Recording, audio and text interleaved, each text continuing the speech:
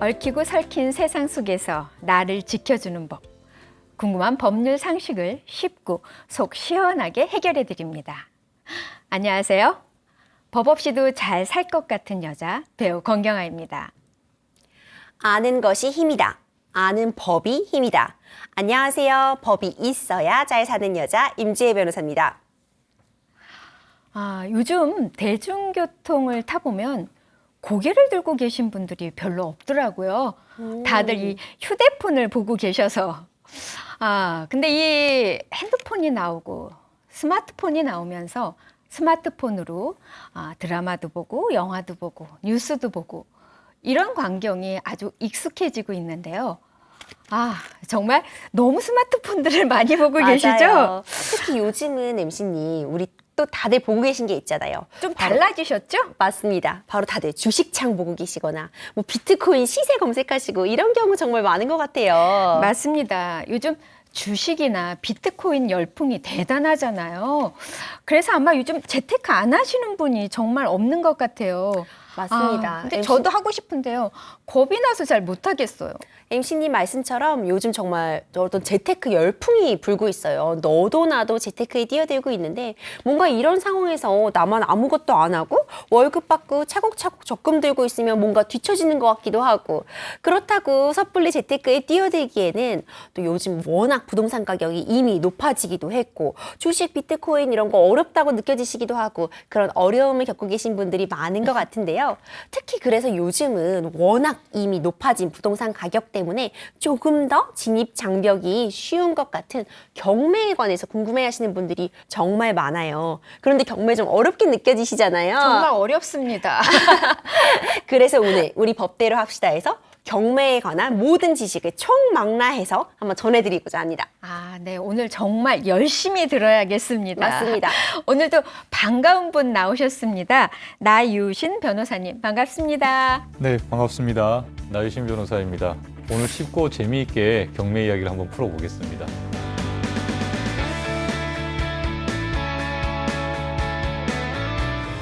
변호사님, 오늘 우리의 책임감이 막중합니다. 저희가 미리 알려드려야 될 것 같은데요. 경매가 사실 그렇게 쉽지는 않아요. 맞아요. 이 관련된 내용들이 오늘 법적인 쟁점들도 굉장히 많고 좀 생소한 단어들도 좀 나오실 거예요. 하지만 저희 방송 찬찬히 따라가시다 보면 오늘 배워가시는 거 정말 많을 테니까 오늘 좀 귀를 활짝 열고 잘 들어주시기 바랄게요. 그리고 특히 우리 나유신 변호사님이 경매 관련해서 강의도 많이 하시고 또 워낙 이 분야 베테랑이시니까요. 오늘 나유신 변호사님 믿고 가겠습니다.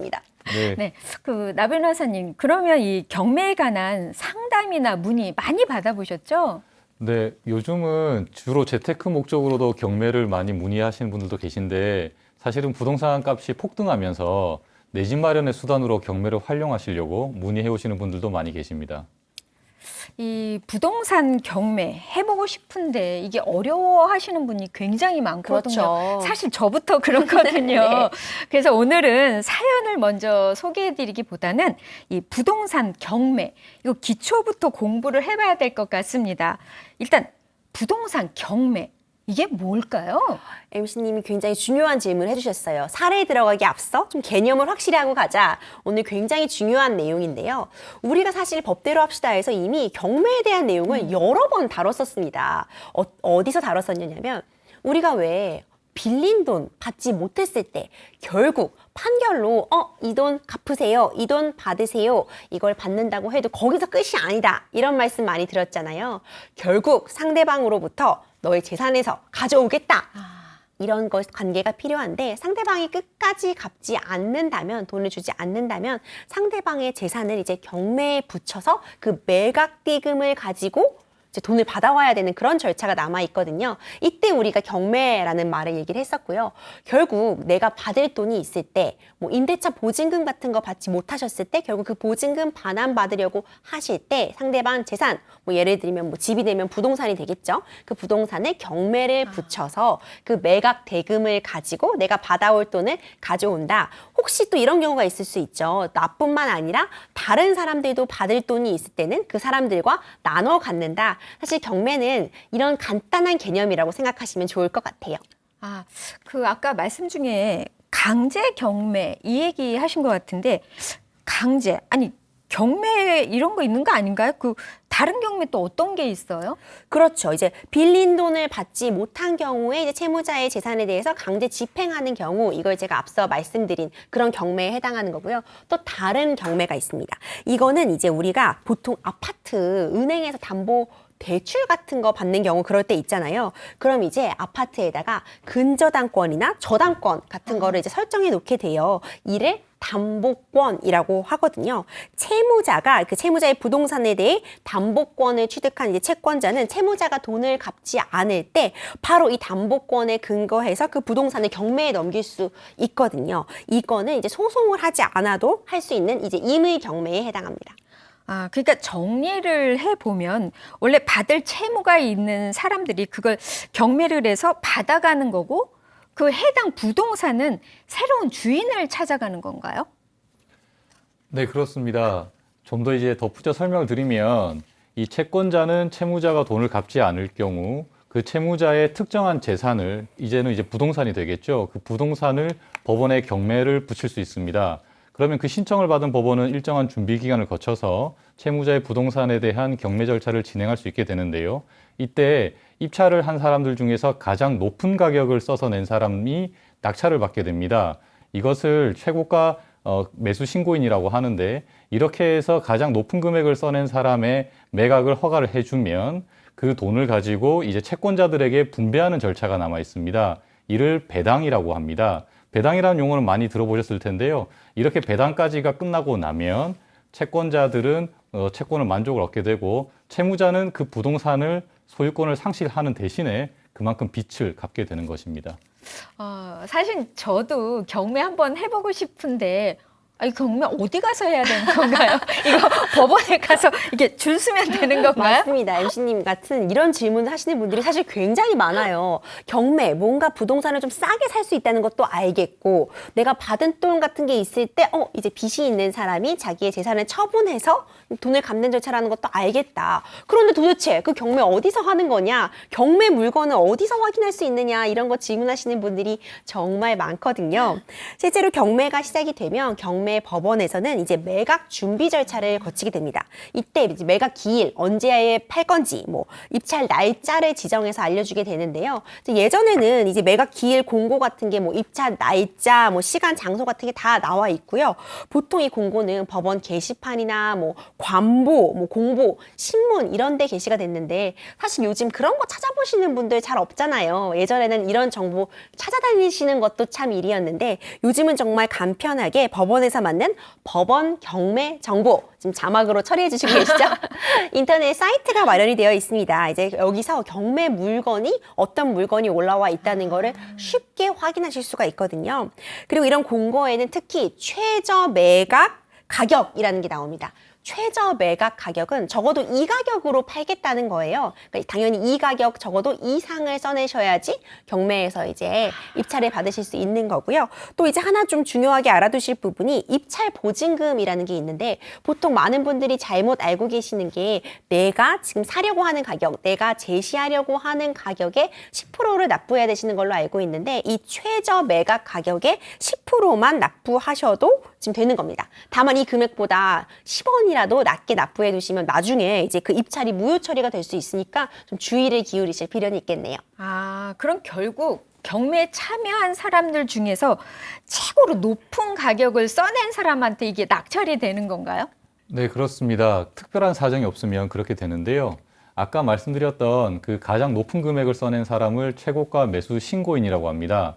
여기서 신고인이라는 표현에 좀 유의를 하셔야 됩니다. 내가 아무리 높은 가격을 써냈다 하더라도 법원이 나에게 팔지 않겠다라고 하면 내가 살 수가 없거든요. 그래서 법원에 매각 허가 결정을 얻고 난 다음에 그 결정에 따라서 나머지 대금을 납부하시면 됩니다. 아까 임주혜 변호사님께서 말씀하신 것처럼 입찰 보증금을 납부하시게 되는데 그렇게 납부하시고 난 나머지 돈을 납부하시면 곧바로 소유권을 취득하시게 되고 이때에는 통상 등기를 해야만 소유권을 취득을 하지만 경매에 있어서는 내 대금만 다 납부를 하면 곧바로 소유권을 취득하실 수 있게 됩니다. 그럼 저처럼 초짜라 그럴까요? 처음 하시는 분이나 초심인 분들이 경매를 참여할 때 제일 유의하고 이렇게 좀 알아야 될 사항이 뭐가 있을까요? 제가 우리 법대로 합시다 하면서 계속 반복해서 말씀드리는 것 같아요. 우리 법은 이제 권리 위에 잠자는 자를 보호하지 않는다는 말 제가 여러 번 말씀드렸거든요. 내가 내 권리를 지키려면 내가 내 권리를 행사해야 되고, 내가 내 권리를 행사할 때 가장 핵심이 되는 건 내가 지금 뭘 살려고 하는지, 내가 지금 어떤 권리를 행사하려고 하는지 그 주변을 확실히 본인이 조사하고 파악을 하시는 게 필요해요. 경매라고 해서도 굉장히 어쨌든 큰 돈을 들여서 어떤 부동산을 사오시려는 그런 입장이시잖아요. 그렇죠. 그렇기 때문에 그냥 남의 말만 덜컥 믿고 이 물건 좋은 거래 사면 된대, 이렇게 사시면 절대 안 되고요. 적어도 그 주변 방문하셔서, 우리가 임장이라고 하잖아요. 주변 좀 토지도 확인하시고, 주변 도로 상황은 어떤지도 확인하시고, 뭐 개발 계획 같은 게 있다면 실제로 이루어지는 건지 이런 부분 확인하시는 게 꼭 필요하거든요. 좀 직접 발로 뛰시는 그런 발품을 파시는 노력이 필요하다는 점을 꼭 강조드리고 싶고요. 그리고 한 가지 더. 제가 등기부등본 중요하다고 정말 한 수십 차례 강조드리고 맞아요. 있는데, 제일 그건 익숙해요, 저도. 제가 유신님한테도 계속 등기부등본 보셔야 된다, 맞아요. 등기부등본 확인하셔야 된다, 이런 말씀 드리잖아요. 오늘 우리가 주로 다룰 부분이 그 권리 분석이라는 건데, 지금 이 부동산에 어떤 권리가 붙어 있고, 이제 뭐 빚은 얼마가 껴 있는 거고, 이 부동산을 내가 샀을 때 어떤 권리들을 내가 인수받게 되는지를 분석하는 권리 분석 절차를 반드시 수행하셔야 됩니다. 아, 그렇겠네요. 이게 그 집에 어떠한 복잡한 일이 이렇게 얽혀 있을 수도 있으니까 꼭 그렇죠. 알아봐야 되네요. 근데 방금 말씀하신 그 권리 분석? 이게 무슨 뜻인가요? 네, 부동산에 설정되는 권리는 상당히 다양한 종류가 있습니다. 대표적으로 잘 알려진 것이 소유권이죠. 내 거다라고 그렇죠. 하는 것. 그런데 이 소유권 이외에도 여러 가지 권리들이 있을 수 있습니다. 가령 우리가 은행에서 돈을 빌릴 때 집을 담보로 대출을 받는다라고 하잖아요. 그때 그 담보대출을 하기 위해서 그 집에 설정해 주는 것이 바로 저당권 또는 근저당권입니다. 또 한편으로는 이런 경우가 있을 수가 있습니다. 내 집을 세입자에게 세를 줄 경우 그 세입자에게는 임차권이라는 것이 발생하게 됩니다. 자, 그러면 저당권이나 근저당권이 설정된 집을 우리가 매수한다라고 했을 때 그 전 소유자, 즉 매도인이 그 빚을 은행에 갚지 않으면 설령 소유권이 나에게 변경됐다 하더라도 은행은 소유권 변경과 상관없이 그 집을 저당권에 기해서 경매에 붙일 수가 있죠. 그 다음에 그 임차인이 있다라고 하면, 대항력이 있다라고 할 경우에 집주인이 나로 바뀌었지만 나로부터 임대차 보증금을 돌려받지 않는 한은 집을 돌려주지 않겠다. 즉 나랑 임대차 계약을 체결한 적이 없지만 내가 전 집주인을 대신해서 보증금을 돌려주어야 하는 그런 상황이 생길 수가 있습니다. 그래서 이처럼 어떤 권리관계가 설정되어 있는지를 잘 분석하셔야 내가 지금 이 부동산을 사도 될지 사지 말아야 할지 판단하실 수가 있는 거죠. 아, 그럼 권리 분석을 하려면 뭘 봐야 하나요? 네, 역시 임주희 변호사님 말씀하신 것처럼 등기부를 잘 보셔야 정말 하는데요. 그 말이 맞습니다. 네. 지금 나유신 변호사님도 강조해 주시잖아요. 등기부가 이렇게 중요합니다. 네, 그렇습니다. 등본. 등기부를 꼭 발급받아서 보셔야 되는데, 예전 같으면 법원이나 등기소를 갔어야 되는데 요즘은 인터넷에 인터넷 등기소라는 사이트가 있습니다. 그래서 그 사이트에 접속하시면 쉽게 발급받으실 수가 있고요. 또 휴대폰도 많이 사용하시잖아요. 휴대폰 어플로도 발급받아 보실 수가 있습니다. 사실 이게 등기부등본을 떼어도 이렇게 이걸 보는 거, 이게 분석하는 게 굉장히 어렵거든요. 이 등기부등본 보는 법 좀 이거 설명 좀 해주세요. 네, 등기부등본을 사실 많은 분들이 보는 게 복잡하다고 생각하시는데요. 정말 간단하게 생각하시면 돼요. 등기부등본은 뭐냐? 그냥 부동산의 신분증이다라고 생각하시면 편할 것 같거든요. 왜 우리가 우리의 신분 딱 드러내는 신분증 딱 있으면 왜 주민등록번호 쫙 나오고 우리 주소 쫙 나오고 이게 정확하다는 거를 보증하는 그런 문서들이 있잖아요. 등기부등본은 이제 이 부동산이 어떤 부동산이다 이런 걸 신분증처럼 정확하게 딱 찍어 나오는 그런 문서라고 생각하시면 편할 것 같아요. 일단 크게 세 가지 부분으로 나눠서 등기부등본을 보시면 되거든요. 첫 번째가 바로 표제부입니다. 이제 표제부에는 이 부동산이 어떤 부동산이다라는 게 나와 있어요. 당연히 뭐 주소가 나와 있을 거죠. 면적, 나와 있겠죠. 뭐 몇 층이고 뭐 대지가 얼마이고 이렇게 우리가 부동산을 했을 때 딱 그 부동산의 주소가 쫙 나와 있는 그걸 바로 표제부라고 하고요. 주소, 5층별 면적, 크기, 용도, 뭐 규모, 부동산 자체에 대한 내용을 담겨 있습니다. 이게 도대체 몇 층이고 면적은 어떻게 되어 있는지가 다 이 표제부에 나와 있기 때문에 항상 이 표제부를 근거로 내가 지금 어떤 부동산을 사고 있구나라는 걸 확인하시는 게 필요할 것 같아요. 대충 봤다 뭐 번지도 틀릴 수 있고 큰일 나겠네요. 맞아요. 정말. 우리가 몇 번 부동산 사기회 같은 데서도 다뤘던 내용인데 막상 내가 봤던 집, 내가 실제로 본 집은 이 집인데 등기부등본 제대로 확인 안 하셨더니 계약한 집은 전혀 다른 집인 경우가 있을 수 있거든요. 그렇기 때문에 표제부 반드시 확인하셔야 되고요. 두 번째는 바로 갑구입니다. 갑구 이러면 좀 뭔가 무슨 말인지 잘 안 와닿잖아요. 뭐죠? 생소한데요. 생소하죠. 정말. 표지부 다음에는 갑구가 나와 있는데 이제 갑구에는 소유권과 관련된 사항이 기재된 곳이다라고 생각하시면 돼요. 소유권은 사실 쉽잖아요. 누구 건지 그 히스토리, 누가 누구에게 팔았고 누가 처음에 갖고 있다가 누구에게 넘겼고 그 히스토리가 그대로 남아 있는 게 바로 갑구이니까 여기 갑구에서 이걸 확인하셔야겠죠. 그래서 지금 소유자가 누구인지 보시고 내가 지금 계약을 체결하는 저 상대방이 지금 제대로 이 권리를 갖고 있는 사람이 맞는지를 확인할 그렇죠. 수 있겠죠. 주민등록이랑 이렇게 또 대조해봐야겠네요. 맞습니다. 그때 우리 또 부동산 사기 같은 그쵸. 거에서 말씀드렸었잖아요. 이제 갑구에는 소유권에 관련된 사항이 나와 있고 이 지금 소유자가 누구인지 이전 소유자가 누구인지뿐만 아니라 소유권과 관련된 또 권리들이 기재가 되어 있어요. 예를 들면 뭐 그 가등기, 가처분, 가압류, 경매 관련 내용이 다 이 갑구에 들어있기 때문에 이제 뭐 이 등기 말소 사항 같은 거 다 갑구에서 확인하실 수 있습니다. 그 다음 마지막으로 이제 을구가 남아 있는데 어떻게 보면 나효신 변호사님 어떤 권리 분석에서 가장 핵심적인 부분이라고도 네. 할 수 있을 것 같아요. 맞습니다. 을구를 또 그래서 보기를 좀 어려워하시는데 이제 을구에는 이제 소유권 외의 모든 권리가 다 들어있다고 생각하시면 되거든요. 뭐 물권적인 권리, 소유권을 제외한 물권적인 권리 모두이기 때문에 저당권, 뭐 근저당권, 전세권, 지역권, 지상권 이 모든 내용이 담겨 있고요. 여기서 바로 확인할 수 있는 게 그 부동산의 담보 상황, 이 부동산의 채무 상황을 확인하실 수 있어요. 한 가지 좀 예를 들어보자면 예를 들어서 의구의 이제 등기 목적란에 근저당권 이렇게 표시되어 있고 뭐 권리자 및 기타 사항에 뭐 채권 최고액 4,800만 원 이렇게 표시가 되어 있는 경우 사실 많이 볼 수 있잖아요. 이렇다면 이 해당 부동산은 4,800만 원의 근저당권이 잡혀 있다는 뜻이고 뭐 건물 소유주가 건물을 담보로 한 4천만 원 정도를 빌리고 대출을 받아서. 그렇죠.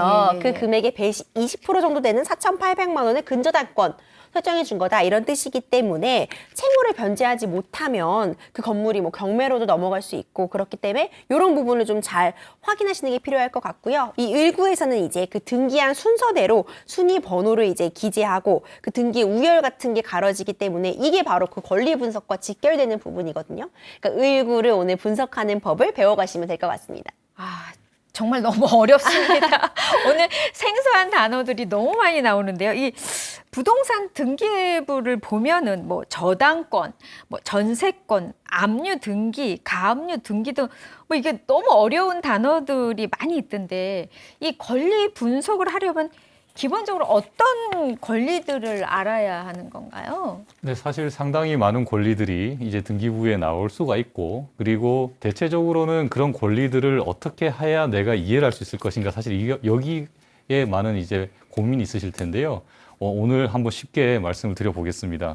그 권리를 분석하실 때 반드시 알아두셔야 될 것들은 저당권, 지상권, 지역권, 전세권, 그리고 임차권, 가압류 채권, 압류 채권 뭐 이런 것들이 있습니다. 먼저 저당권이란 우리가 은행에서 담보대출을 받는 것이라고 생각하시면 됩니다. 집을 담보로 대출을 받을 때 그 은행에다가 집에 대해서 설정해주는 담보권이 바로 저당권이라고 하고요. 이 저당권을 설정해 주면 만약에 그 집이 경매에 넘어갔을 때 그 저당권을 설정한 사람보다 후순위 채권자들이 있을 수가 있습니다. 그러면 그 후순위 채권자들보다 먼저 그 집을 판돈해서 먼저 내가 배당받을 수 있는 권리가 생깁니다. 지상권은 이렇게 생각하시면 좋을 것 같아요. 땅 주인과 건물 주인이 다른 거예요.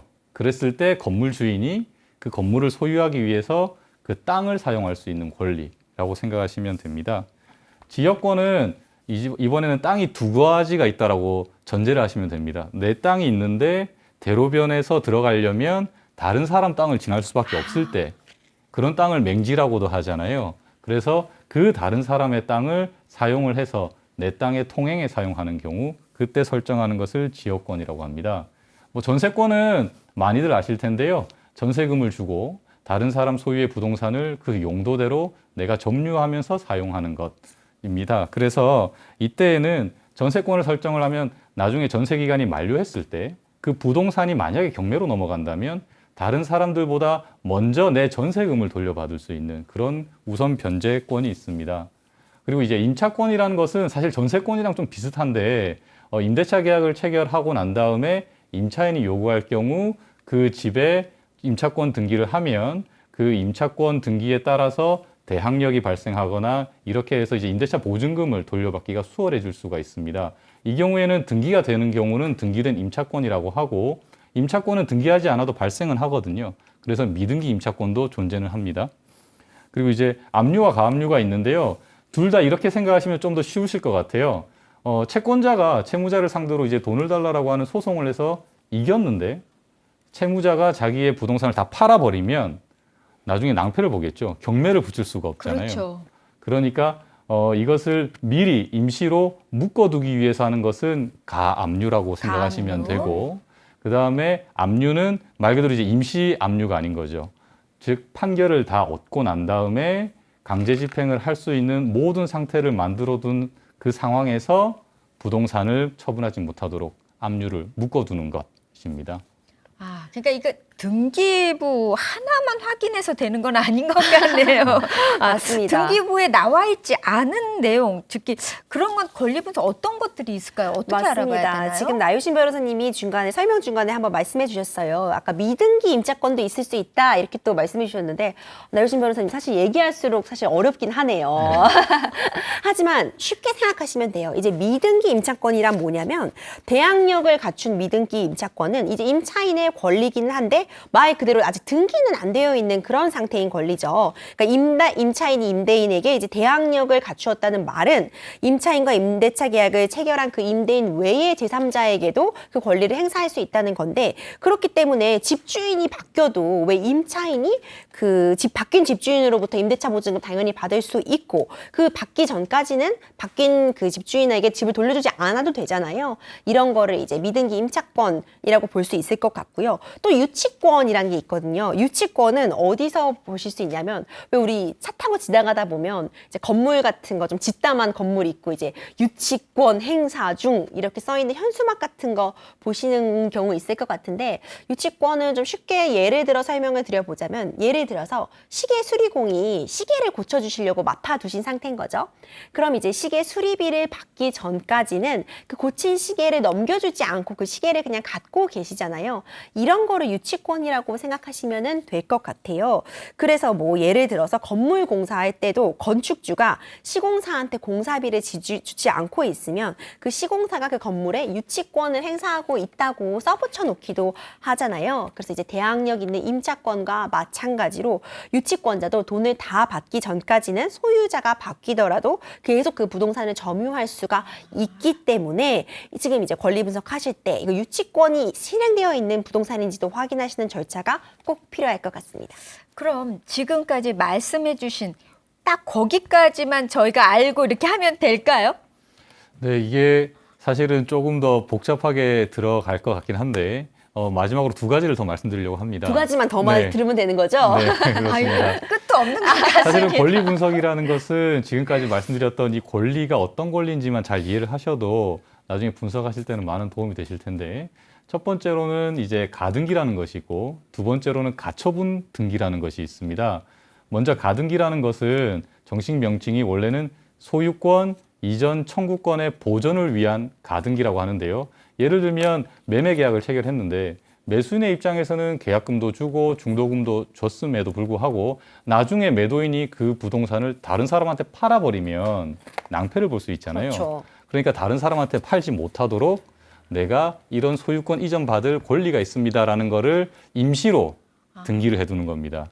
그래서 항상 뭐 가압류도 마찬가지고 가등기도 마찬가지고 가짜가 붙은 거는 임시로 해둔 등기라고 생각하시면 됩니다. 그래서 그렇게 임시로 해두는 등기가 있는데 이 가등기가 무서운 이유는 예를 들어서 A라는 사람이 2021년도 5월 10일에 가등기를 해두었고 그 이후에 그것과는 별개로 B라는 사람이 2021년 10월 10일쯤에 소유권 이전 등기를 해서 소유권을 취득했다라고 가정을 해보겠습니다.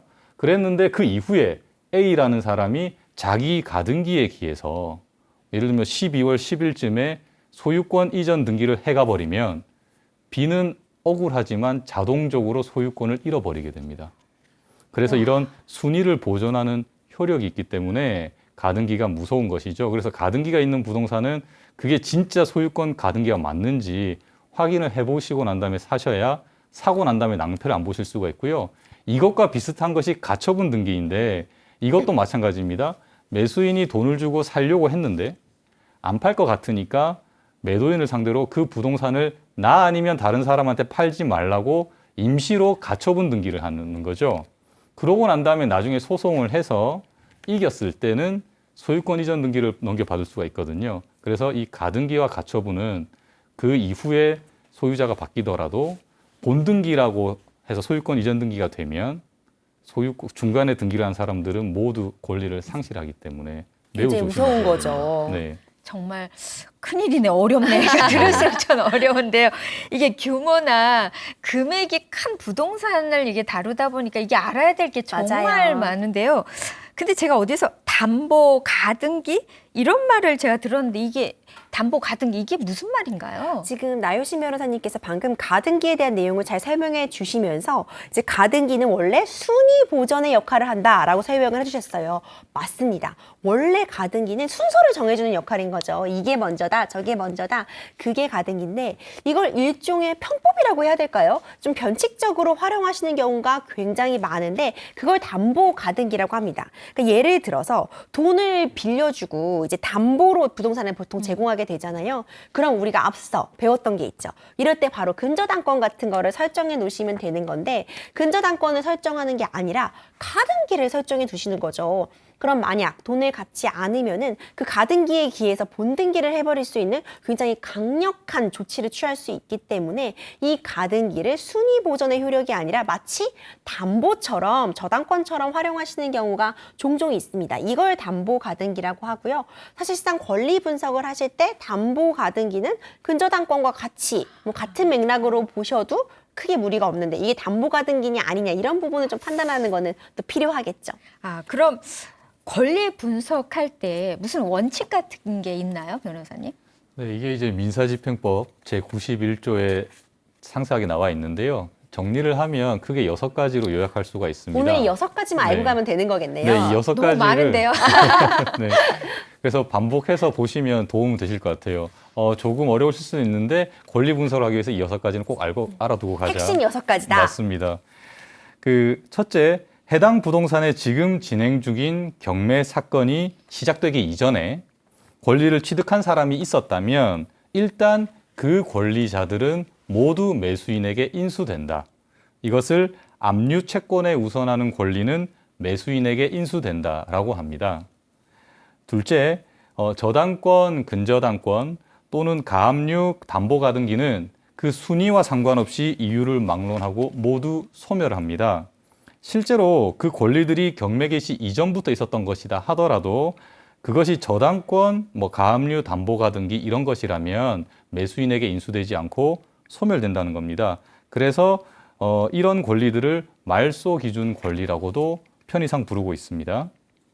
셋째, 지상권, 지역권, 전세권, 그리고 등기된 임차권 등은 이 말소 기준 권리보다 후순위일 때 이 권리들은 모두 소멸합니다. 여기서 순위라는 거는 말 그대로 그 등기부 상에 등기가 된 날짜 순서라고 생각을 하시면 됩니다.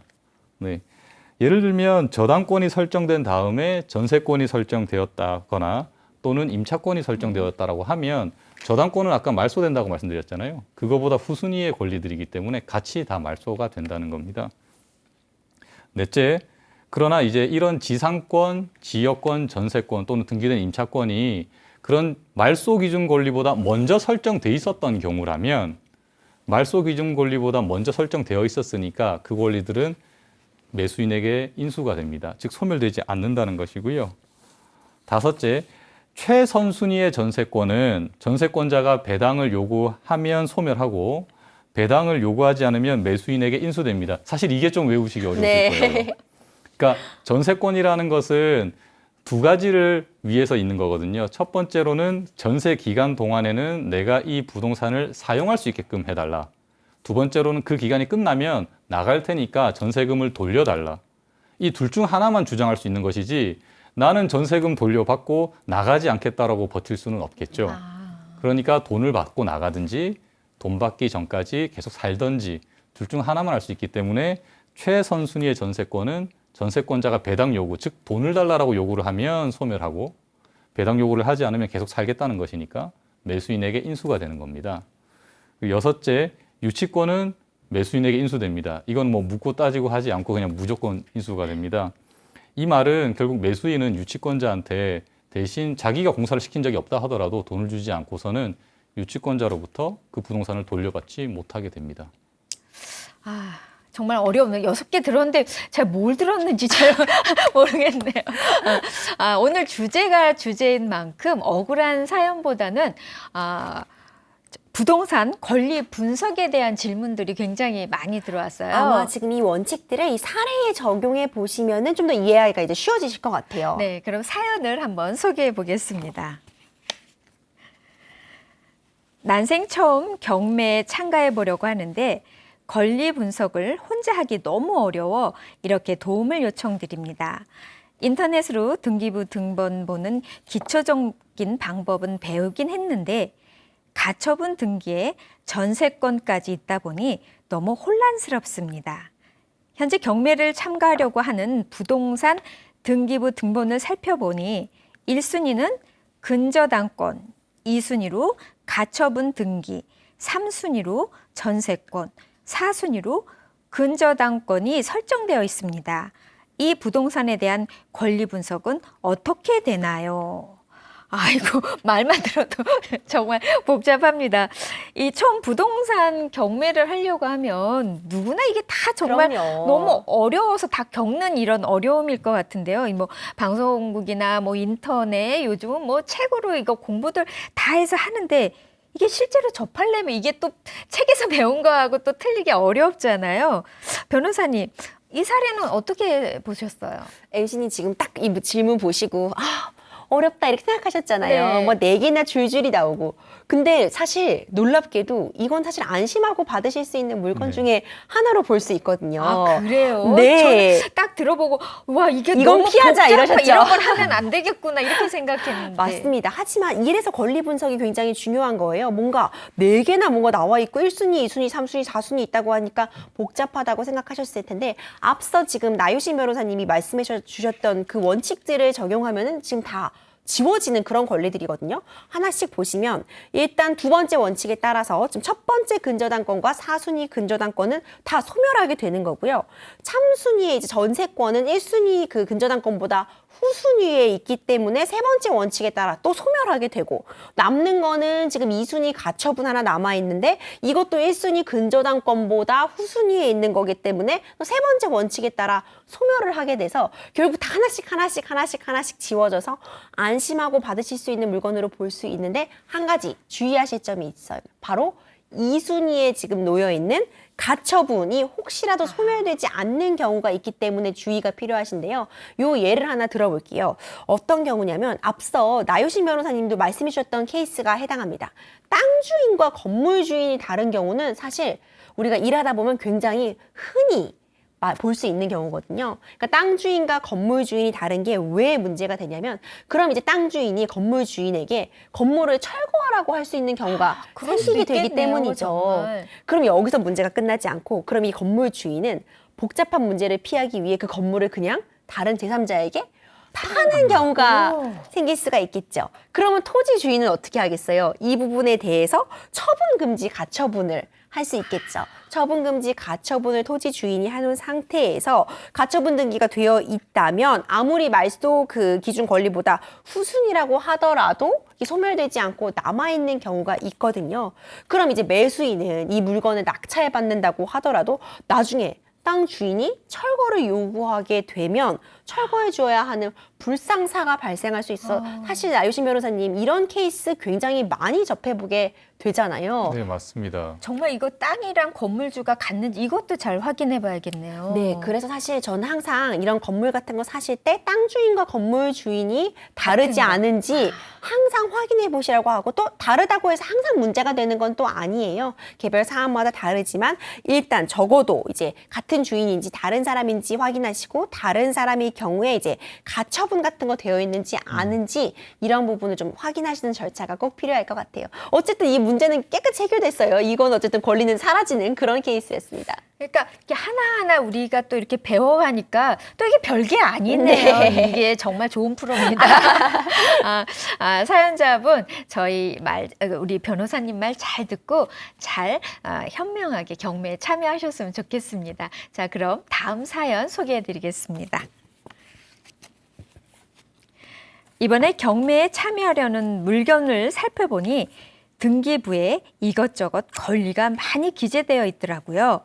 최대한 간단하게 정리해서 말씀드려보면 1순위로 가처분, 2순위로 근저당권, 3순위로 전세권이 설정되어 있는 상황입니다. 낙찰 시 위 권리들은 어떻게 되나요?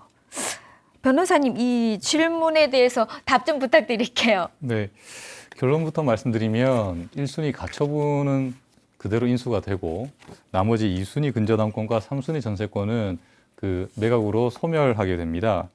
이게 이제 원칙을 우리가 다시 한번 돌이켜 생각해 보면 쉬운 문제거든요.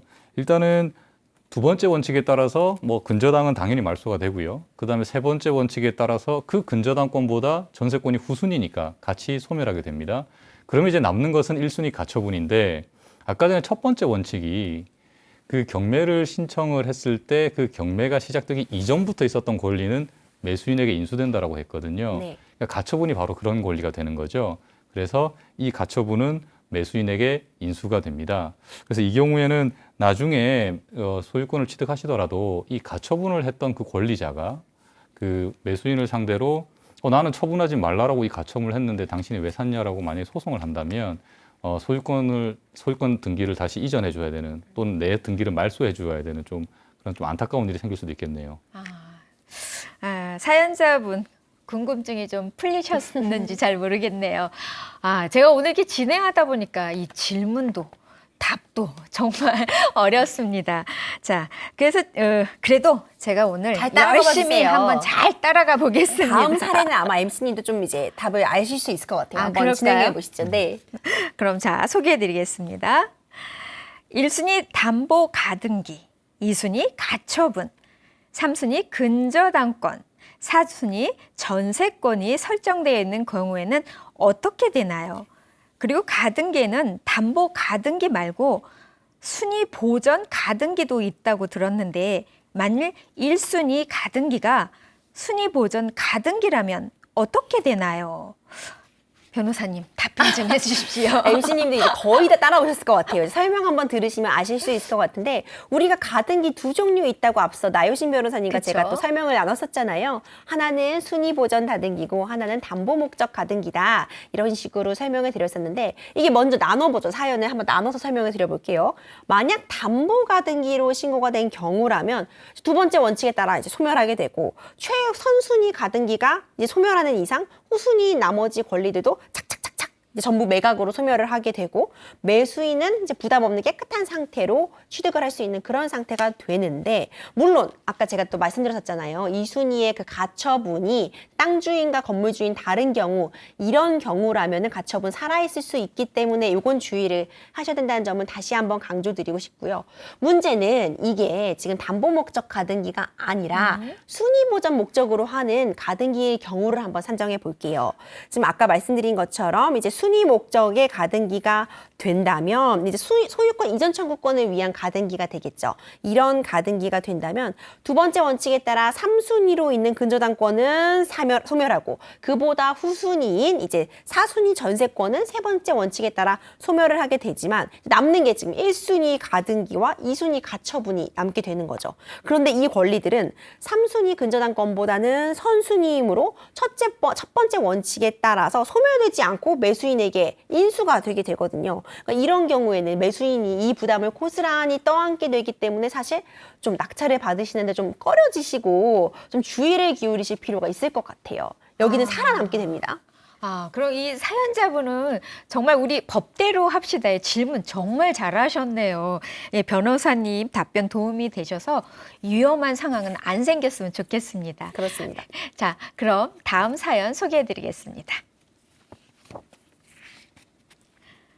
저는 2020년 12월에 부동산 경매에서 토지 한 필지를 낙찰받았습니다. 그 토지 등기부를 보면 경매는 2019년 10월에 개시되었습니다. 그런데 제가 입찰하기 전에 그 토지에 가서 현장 조사를 할 때는 유치권 현수막도 없고 유치권을 주장하는 공사업체도 없었습니다. 그런데 낙찰받고 매각 대금을 다 납부하고 나서 현장을 가봤더니 갑자기 유치권 현수막도 설치되어 있고 토지에 출입하지 못하도록 울타리도 쳐져 있고 유치권자라고 주장하는 사람이 나와서는 이전 소유자한테 이 토지에 토목공사를 해주고 못 받은 공사 대금이 10억이라고 주장하면서 이 돈을 다 받기 전까지는 비켜줄 수 없다고 합니다. 이런 경우 어떻게 하면 좋을까요? 와, 정말 답답할 것 같아요. 돈도 다 냈는데 이건 사실 드라마에서나 있을 법한 그런 얘기인데 변호사님, 이 사례 어떻게 보셨어요? 네, 이 사례가 상당히 이제 좀 어려워 보일 것 같은데 사실 쉽게 해결할 수 있는 방법이 있고 맞습니다. 사연자분의 경우에는 승소하실 가능성이 매우 높다고 보입니다. 부동산 경매 신청이 보통 있으면 그 경매가 시작되었다라는 내용을 반드시 해당되는 부동산에 기입 등기를 하도록 합니다. 이것을 부동산 임의 경매 또는 부동산 강제 경매 개시 결정의 기입 등기라고 하는데요. 부동산이라는 것은 우리가 어디 집에 들고 가거나 내 호주머니에 넣어갈 수 있는 물건이 아니잖아요. 그러니까 그 등기부에 이렇게 경매가 시작되었습니다라고 하는 그 등기가 되면 그 순간 압류가 된 것으로 봅니다. 예를 들면 우리 시계 같은 거를 압류를 한다라고 하면 그것을 법원 집행관이 뺏어가면 되는 건데 부동산은 그렇게 할 수가 없으니까 등기부에 기재를 하도록 하는 거죠. 그런데 이 압류를 하게 되면 아까 전에 처분을 할 수 없다 이런 이야기를 드렸잖아요. 그러니까 여기서 말하는 처분이라는 것은 우리가 다른 사람한테 파는 것 이런 것도 포함이 되지만 중요한 것이 담보권을 새로 설정해 주는 것도 처분에 포함이 됩니다. 그래서 이런 경우라면 그 압류가 있고 난 이후에 담보권 설정한 것은 효력이 없거든요. 그래서 이 유치권이라는 것도 담보권의 하나의 종류입니다. 아까 임재 변호사님께서 말씀하셨던 것처럼 시계 수리공이 시계를 수리한 그 수리비를 받기 위해서, 즉 그것을 담보하기 위해서 시계를 계속 유치하면서 돌려주지 않는다라고 한 것처럼 땅을 공사했던 사람이 공사비를 받기 위해서 땅을 돌려주지 않겠다라고 하는 것이 유치권이기 때문에 이런 담보권 역시도 압류 이후에 시작했다면 압류를 한 채권자에게 대항할 수가 없는 것입니다.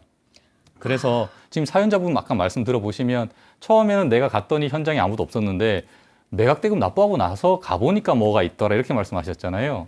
그러니까 즉 이미 압류 등기가 있고 난 다음에 어느 시점에 유치권자가 나타난 것이기 때문에 이 사람은 매수인인 나에게 대항할 수가 없는 것이죠. 그래서 소송을 하시면 승소하실 수가 있고 법원의 부동산 인도명령 신청 제도도 있습니다. 그렇게 하시면 해결하실 수 있겠습니다.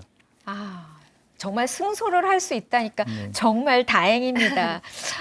이 사연을 보내주신 분은 변호사님 말씀 듣고 정말 안심할 것 같아요. 정말 다행입니다. 나 변호사님, 그 경매 관련한 강의도 많이 나가시고 또 사건도 많이 수행을 하셨을 텐데 우리가 경매하면 다 돈을 번다고 생각하는데 반대로 이 경매를 해서 이 금전적인 손해를 봤던 사례도 많이 있나요? 네, 그렇습니다. 대표적인 게 그 땅 주인과 건물 주인이 달랐을 때 땅 주인이 건물에 대해서 한 가처분 이걸 간과해서 손해를 보신 사례도 있었고요. 또 꼭 제가 이 방송을 통해서 여러분께 말씀드리고 싶은 것은 아까도 이야기했던 그 유치권 문제입니다.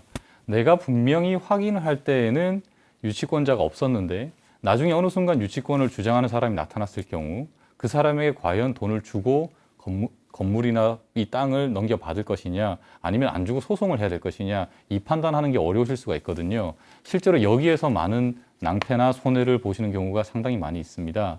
그래서 항상 중요한 것은 다른 권리들은 웬만하면 다 등기부에 나오지만 유치권은 등기부에 등기가 되지 않는 권리이기 때문에 내가 어떤 물건, 특히 토지에 관심이 있으시다면 반드시 그 토지에 먼저 가셔서 그 임장 활동이라고 하죠.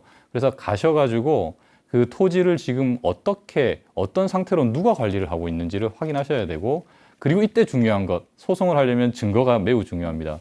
그래서 사진을 꼭 찍어 두셔야 되고요. 그래서 내가 적어도 사진 찍었던 이 시점 때까지는 누구도 없었다라는 걸 입증을 해야 되겠습니다. 네. 그럼 마지막으로 경매를 하시려고 하시는 분들한테 마지막으로 이야기 한번 이렇게 정리해 주세요. 경매는 단순히 내가 어떤 물건을 싸게 산다 이런 심정으로 접근하시면 절대 안 되고요. 오늘 본 것처럼 철저한 권리 분석이 뒷받침돼야지 제대로 된 건물을 사실 수 있거든요. 그렇기 때문에 반드시 그냥 만연하게 이거 싸게 사는 거니까 그냥 살래 이런 식으로 접근하시기보다는 철저하게 권리 분석하고 경매에 뛰어드시기를 추천드리고 싶고 또 앞서 말씀드린 것처럼 실제로 좀 방문하셔서 확인해 보시는 그런 임장 절차 꼭 거치시기를 바라는데 그렇다고 해도 아무리 그래도 막 경매 목적물 집 비어 있다고 해서 뭐 함부로 들어가 보신다거나 아니면 사람 살고 있는 집인데 막 문 열고 확인해 보시는 건 주거 침입 해당하실 수 있으니까 꼭 주의를 기울이셔야 겠고요. 내가 좀 좋은 물건을 좀 제대로 사시려면 제대로 좀 확인해 보시는 절차 꼭 거치시라는 점 다시 한번 말씀드리고 싶습니다. 아, 정말 오늘 너무 어려웠지만 오늘 법대로 합시다. 오늘은 경매, 재테크에 대해서 알아봤습니다.